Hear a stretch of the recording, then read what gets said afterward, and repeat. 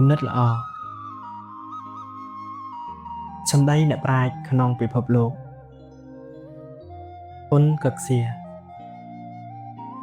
1ការស្អាតស្អំគឺជាគុណធម៌មួយ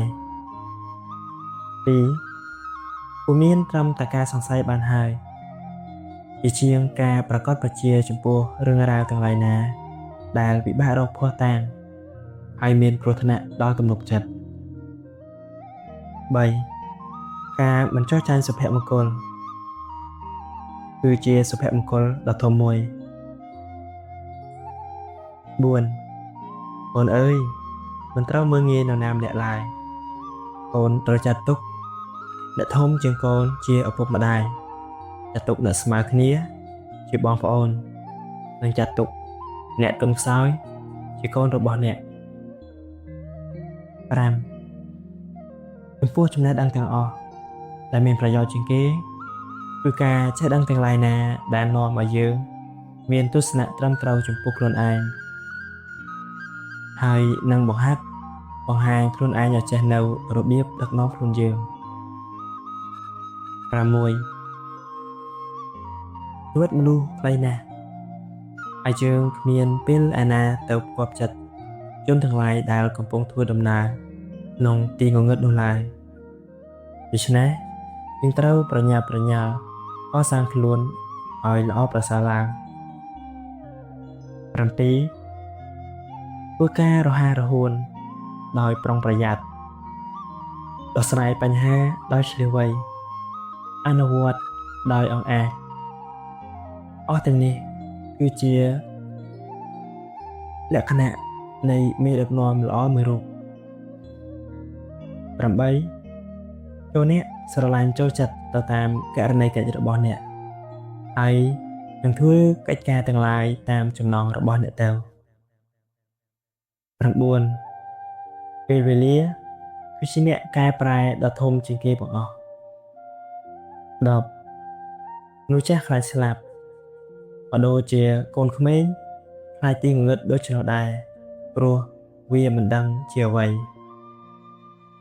11ការនៅស្ងៀមស្ងាត់ជាច្បល់មួយហើយមានពេលខ្លះវាជាមេរៀនមួយដែរ12ការស្អាតស្អំចំពោះខ្លួនប្រាណក៏មានលក្ខណៈដូចគ្នានឹងភាពសមរម្យនៅក្នុងទំនៀមទម្លាប់ដែរ13គុណធម៌គ្មានអ្វីក្រៅពីភាពល្អប្រសើរនៅក្នុងដួងចិត្តឡើយ14គ្មានកំហុសណាអាម៉ាស់ជាងអព្យុះជាងអំពើក្បត់ទេហើយនឹងគ្មានអ្វីបាក់មុខជាងអ្នកភូតកុហកឬអ្នកកេងប្រវ័ញ្ចដែលគេចាប់បានភស្តុតាងជាក់ស្ដែងនោះឡើយ15អភិមេនៈការលើកដំកើងខ្លួនឯងជ្រុលពេកជាអំពើអាក្រក់មួយដែលមិនអាចរាប់អានបានព្រោះយើងប្រៀបធៀបទៅនឹងអំពើអាក្រក់ទីតីទៀតក៏ដោយ16សេចក្តីស្នេហាមានភាពផ្អែមល្ហែមលន់លង់លន់លោចរូបបែបយ៉ាងហើយនឹងផ្ទុកនៅទោសៈ17សភាពសម្បូរហូរហៀជាអ្នកបម្រើដ៏ល្អក៏ប៉ុន្តែវាជាម្ចាស់ដ៏អាក្រក់18ការមើលងាយចំពោះសកម្មភាពនៃមនុស្សចាស់គឺជាចរិតពីកំណើតរបស់យុវជនគេធ្វើបែបនេះគឺដើម្បីឲ្យខ្លួនគេម្នាក់ៗឆ្លាតវាងវៃចំពោះកំហុសរបស់គេតែប៉ុណ្ណោះ19សេចក្តីស្នេហាចំពោះមាតុភូមិចាប់ផ្ដើមពីសេចក្តីស្នេហាចំពោះគ្រួសារ20តាំងពីខ្ញុំកើតមកខ្ញុំតែងឮគេនិយាយថាលោកនេះនឹងនោះរៀបអាពាហ៍ពិពាហ៍យ៉ាងល្អដូច្នេះតើអ្នកដទៃគេរៀបអាពាហ៍ពិពាហ៍យ៉ាងអាក្រក់ឬ21អាពាហ៍ពិពាហ៍គឺជាវិទ្យាសាស្ត្រមនុស្សប្រុសមិនអាចនឹងរៀបអាពាហ៍ពិពាហ៍ដោយពុំបានពិចារណាសិក្សាវិភាគឲ្យហ្មត់ចត់អំពីស្ត្រីបានឡើយចំពោះស្នេហាព្រលឹងគេទុកឲ្យនៅមួយកន្លែងស្ត្រីចាត់ទុកដូចជាពិនមួយ ដែលនឹងអាចបញ្ចេញសំឡេងដ៏អាថ៌កំបាំងរបស់វាតែជាមួយជនណាដែលចេះកេះប្រើវាយ៉ាងស្ទាត់ជំនាញតែប៉ុណ្ណោះ 22 ទឹកមុខញញឹមរបស់ស្ត្រីដែលចេះអត់ព្រមទទួលការអាម៉ាស់អាចធ្វើឲ្យដុំសិលាបែកកាយបាន 23 វាធ្វើឲ្យភាសាមានលក្ខណៈល្អថ្លៃថ្នូរដោយសារគំនិតមិនមែនដោយសារសម្ដីទេ 24 ទឹកចិត្តដែលជឿចាប់ហើយអង្អែលក្លាហានវាជាទឹកចិត្តដ៏ប្រសើរឧត្តម 25 ជីវិតមនុស្សមិនមែនកើតមកសម្រាប់រស់នោះទេប៉ុន្តែគឺសម្រាប់ប្រយុទ្ធយកជ័យជំនះ 26 ប្រសិនបើគ្មានសេរីភាពស្ដីបន្ទោសក៏វាពុំអាចមានពាក្យសរសើរបញ្ចើចបញ្ចាដែរ 27 សម្លេងបេះដូងដែលកំពុងមានការស្រឡាញ់ជោគជាំវាពីរោះជាងភ្លេងអ្វីទាំងអស់នៅលើលោកទាំងនេះ 28 ព្រលឹងមិនមែនរបស់អ្វីក្រៅអំពីកូនព្រែកតូចៗនោះឡើយហើយនៅចន្លោះព្រែកតូចៗទាំងនោះវាមានទន្លេហុំនៃជីវិតដែលហូរកាត់ទូខ្លួនមនុស្សលោក 29 មនុស្សយើងរកសុភមង្គលឲ្យខ្លួនយើងបានទោះត្រាតែយើងនឹកគិតដល់សុភមង្គលនៃអ្នកដទៃផង 30 អ្នកធ្វើការពិសោធន៍ត្រូវគិតឲ្យផុតពីគំនិតនឹងណហើយត្រូវរក្សាទុកជានិច្ចនៅសេរីភាពខាងគំនិត 31 ការកំណាញ់ពេលវេលាគឺជាប្រការតែមួយគត់ដែលគេអាចអនុគ្រោះឲ្យបាន 32 មនោសញ្ចេតនាខ្ពង់ខ្ពស់សមានចិត្តរស់រវើកចំណងដ៏សាមញ្ញទាំងអស់នេះបង្កើតបានមនុស្សម្នាក់ 33 ក្តីសុខជារង្វាន់នៃសេចក្តីស្មោះត្រង់និងសេចក្តីសុចរិត 34 រស្ដីទាំងអស់តាក់ទងនឹងទំនៀមទម្លាប់សម្រាប់នាំយើងទៅរកសេចក្តីសប្បាយរីករាយតែប៉ុណ្ណោះ 35 ការបានស្គាល់នូវសុភមង្គលគឺការមិនច្រណែនចំពោះសុភមង្គលនៃអ្នកដទៃហើយពេញចិត្តនឹងសុភមង្គលរួម 36 ឯការខួរក្បាលគឺជាការសម្រាកដ៏ប្រសើរបំផុតនៃខ្លួនប្រាណ 37 កន្លែងធ្វើការនៅក្នុងរដ្ឋាភិបាលមានមិនច្រើនទេដូច្នេះជនទាំងអស់ដែលជឿជាក់ថាខ្លួនមានលទ្ធភាពបម្រើប្រទេសជាតិរបស់ខ្លួនបានល្អប្រពៃនោះសុទ្ធតែអន្ទះសារចង់ធ្វើការនៅកន្លែងនោះ 38 តាមយោបល់ខ្ញុំជនណាដែលរស់នៅហើយមិនព្រមក្រេបជញ្ជក់ឲ្យជារស់នៃជីវិតទេគឺជាខ្មោចបិសាចទោះជាជននោះមានសាច់ចិញ្ឆ្អឹងគ្រប់លក្ខណៈយ៉ាងណាក៏ដោយ 39 មិត្តភាពគឺជាសេចក្តីស្នេហាគ្មានស្លាប់ 40 កាលណាគេសប្បាយរីករាយហើយនិយាយជួបពេកវានាំឲ្យអាម៉ាស់ដល់សុភមង្គលទៅវិញទេ 41 ត្រូវនិយាយនៅកាលណាដែលយើងចេះហើយនឹងមិនត្រូវនិយាយសោះនៅកាលដែលយើងមិនចេះ 42 សម្ដីមនុស្សសម្រាប់មនុស្សទូទៅហើយគតិបណ្ឌិតសម្រាប់មនុស្សមួយចំនួនតូច 43 យើងត្រូវរំលឹកញយញយនៅអំពើដែលគេធ្វើចំពោះយើងក៏ប៉ុន្តែយើងមិនត្រូវនិយាយមួយម៉ាត់ឡើយនៅអំពើល្អដែលយើងបានធ្វើចំពោះអ្នកដទៃ 44 គុណធម៌ត្រូវបានពួកមនុស្សពីលសាហាវជន់ឈ្លីច្រើនជាងមនុស្សល្អលើកស្ទួយគ្រប់គ្រង 45 កាលណាគេចង់ធ្វើអ្វីមួយគេធ្វើតាមចិត្តគេចង់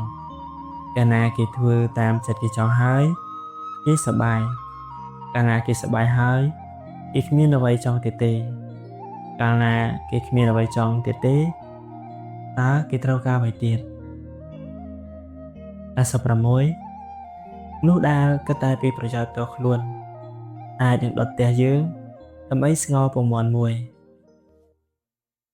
87ប្រការដែលថោក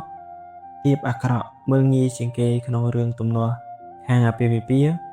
គឺការដែលមានចិត្តគំនិតមិនត្រូវរកគ្នា88សុភមង្គលវាដូចគ្នានឹងនាឡិកាដែរមួយណាមិនសូវស្មុគស្មាញមួយនោះក៏ធ្វើទុកយើងតិចដែរ49មនុស្សមានទ្រព្យច្រើនជាងគេក្នុងលោកគឺមនុស្សចេះសន្សំសំចៃមនុស្សក្រខ្សត់ជាងគេលើលោកគឺមនុស្សកំណាញ់ស្វិត50ដើមឈើនៃការពិតវាលូតលាស់តែនៅលើភ្នោខ្មោចប៉ុណ្ណោះ58មិត្តភាពយូរឆ្នាំវាបានទៅនឹងស្រាទំពាំងបាយជូរទុកវាកាន់តែយូរវារឹតតែឆ្ងាញ់មួយកម្រិតថែមទៀត59ចង់មានទ្រព្យសម្បត្តិគឺថាគំលូបលន់ហួសមៀតពេកហើយបើចង់បានផលកម្រៃត្រូវកុំទម្លាប់ទិញរបស់អ្វីច្រើនពេក60បន្ទាប់ពីយើងបានគោរពចំពោះខ្លួនឯងហើយបើត្រូវការចង់ឲ្យអ្នកដទៃគោរពយើងក៏ជាគុណធម៌មួយដែរ61អ្នកណាក្រោយញ័រប្រញាល់រៀបអាពាហ៍ពិពាហ៍ពេកនឹងត្រូវស្ដាយក្រោយរកទីបំផុតគ្មាន62សុភមង្គលគឺជាការចែករំលែកសុភមង្គលឲ្យទៅគេខ្លះ3គេមិនអាចនឹងសំអាងលើវិចារណញ្ញាណអ្វីដើម្បីធ្វើការប្រឆាំងនឹងប្រទេសជាតិមាតុភូមិរបស់ខ្លួនឯងបានឡើយ64បន្ថែមទៅលើចំណុចមួយគេអាចនិយាយបានថាបញ្ហាសង្គមមនុស្សបង្រួញឲ្យខ្លីមកគឺស្ថិតនៅលើបញ្ហាសុឆន្ទៈ65ក្តីសប្បាយក្នុងការប្រាថ្នាចង់បានមានតម្លៃថ្លៃណាស់បាត់អីព្រមលិខិតពុំមែនចាយទ្រព្យសម្បត្តិឲ្យជាងឡើយគឺវាត្រូវលក់ទៅវិញ66ត្រូវនឹកគិតទៅដល់ការដែលត្រូវធ្វើដល់ការធ្វើឲ្យបានច្រើនធ្វើឲ្យល្អនឹកគិតទៅដល់ការដែលមានហើយនឹងកុំនឹកគិតដល់ការដែលនឹងកើតមានឡើយឲ្យសោះ67មានសេចក្តីឈឺចាប់ណាអុំជាងក្នុងពេលដែលកំពុងគិតរឿងសប្បាយស្រាប់តែមានរឿងអកុសលមកដល់នោះទេ68តែគេនាំយកមិត្តភូមិរបស់ខ្លួនទៅជាមួយដោយដាក់នៅនឹងបាតស្បែកជើងឬអ្វី69ការសុខចិត្តទទួលយកសេចក្តីវេទនាវាអាចមានការឈឺចាប់ស្រាលជាងការស្វែងរកសុភមង្គល70ឱសថដែលមានប្រសិទ្ធភាពបំផុតក្នុងការព្យាបាលសេចក្តីលោភលន់គឺពិនិត្យមើលស្រង់ការពិសោធន៍ពីមនុស្សណាដែលខកចិត្តអស់សង្ឃឹមចំពោះសេចក្តីថ្លៃថ្នូររបស់ខ្លួនហើយសុខចិត្តត្រឡប់មករស់នៅក្នុងជីវភាពជារាស្ត្រសាមញ្ញវិញ71ក្តីបងប្រាថ្នាវានឹងលួងលោមអ្នកប្រសិនបើអ្នកដឹងថាក្នុងមួយជីវិតអ្នកនឹងរស់នៅដោយសប្បាយដោយគ្មានការមួម៉ងនោះទេ72ប្រសិនបើស្រីជាផ្កានៃធម្មជាតិទាំងអស់គ្រប់ទីកន្លែងមែនគឺក្រុងភ្នំពេញនេះឯងហើយដែលទទួលនៅក្លិនក្រអូបជាងគេ73អ្នកត្រូវលួងលោមចិត្តអ្នកប្រសិនបើអ្នករងគ្រោះដោយអំពើអយុត្តិធម៌ហើយសេចក្តីទុក្ខកង្វល់របស់អ្នកគឺការដែលអ្នកប្រព្រឹត្តនៅអំពើអយុត្តិធម៌ទាំងនោះ74កាលណាមានគេឈ្លានពានប៉ះពាល់មកលើខ្ញុំនឹងខំប្រឹងលើកកម្ពស់ រលឹងខ្ញុំឲ្យខ្ពស់ទាល់តែអំពើរំលោភនោះមិនអាចប៉ះពាល់ព្រលឹងខ្ញុំបាន75គេចាប់ផ្ដើមចាស់ក្នុងពេលគេកំព្រាមដែរ76ឋានៈបន្សាបដ៏ខ្លាំងជាងគេសម្រាប់រងាប់ការសប្បាយភ្លើតភ្លើនដល់ថោកទាបមានអ្វីប្រសើរជាងចំណូលចិត្តចំពោះសុភមង្គលភាពនោះឡើយ77នៅចិត្តស្ដេចមានសត្វពីរយ៉ាងមនុស្សកាយសាហាវនិងមនុស្សលែមលើមមនុស្សលែមលើមគឺមនុស្សលើកជើងបញ្ចូលស្ដេចឬមនុស្សកាយសាហាវវិញគឺជាជនដែលចាក់រុកស្ដេចឲ្យធ្វើបាបគេ78មនុស្សជើងច្រអូស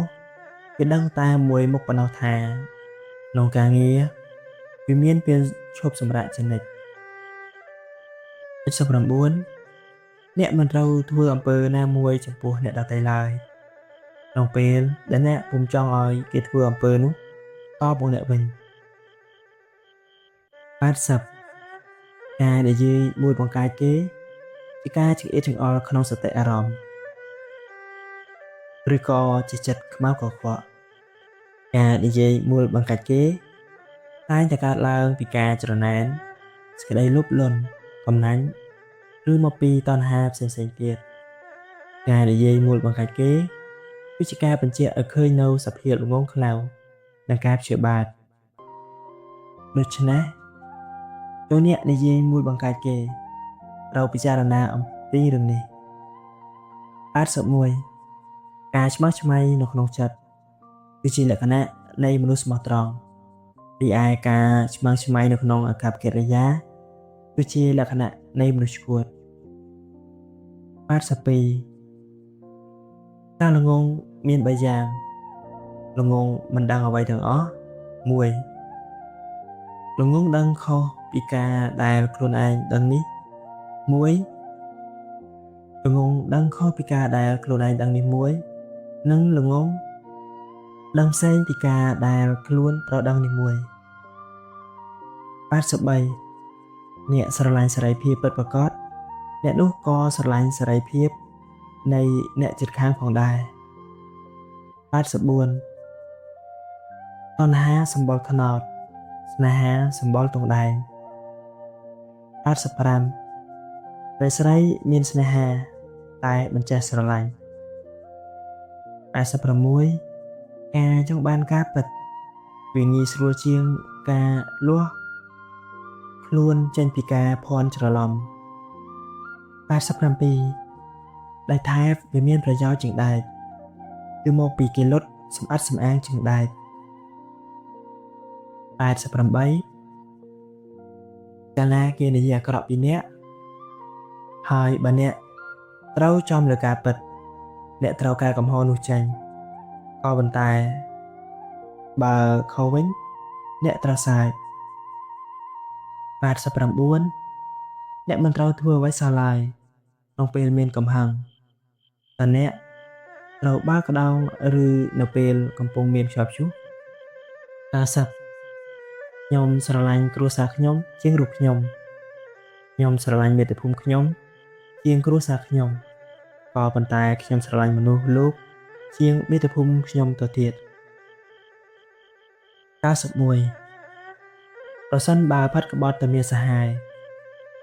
វានឹងនាំឲ្យមានការជ្រួលច្របល់នៅក្នុងគ្រួសាររបស់ខ្លួនទោះបើប្រុសមានចិត្តស្មោះត្រង់វិញតើវានឹងនាំឲ្យមានការជ្រួលច្របល់ដល់គ្រួសារអ្នកដទៃឬទេ92ភមង្គលនៃសេចក្តីស្នេហានិងក្នុងការធ្វើកុសលធម៌គឺមេគាដឹកនាំឆ្លងកាត់គំនុំគុំគួននិងកំហឹង93ភមង្គលមួយរយៈពេលគឺជាសេចក្តីសប្បាយជាអមតៈ94ទៅបារម្ភធ្វើអ្វីបើយើងចេះតែដើរទៅមុខទៅហើយនោះ95សាយនិយមគឺជាជីវិតប្រកបដោយការបោកប្រាស់96 មនុស្សដែលខ្លាំងជាងគេគឺមនុស្សដែលឃ្លាវខ្លាជាងគេការតស៊ូប្រកបដោយសេចក្តីឃ្លាវខ្លាគឺបានន័យថាបានជ័យជំនះពាក់កណ្ដាលរួចស្រេចទៅហើយ97ស្រីដែលមានសម្រស់តិចតួចបំផុតក៏ដឹងខ្លួនថាមានគេស្រឡាញ់ខ្លួនដែរដឹងមុនពេលដែលគេនឹងស្រឡាញ់ខ្លួនទៅទៀត98ពេលវេលាជាអ្នកបោកប្រាស់ការលាក់លៀមនៅបច្ចុប្បន្នកាលតែវាធ្វើឲ្យអនាគតភ្លឺស្វាង99តមិនស៊ីវាស្រួលជាងហល់ហើយខំប្រឹងលេបបង្ហើយ100ការសម្ញែងបង្ហាញមានពីរយ៉ាងគឺបង្ហាញដែលចេញមុខមានអ្វីសោះយ៉ាងទៀតបង្ហាញដែលលាក់នៅឥតកំបាំងទាំងអស់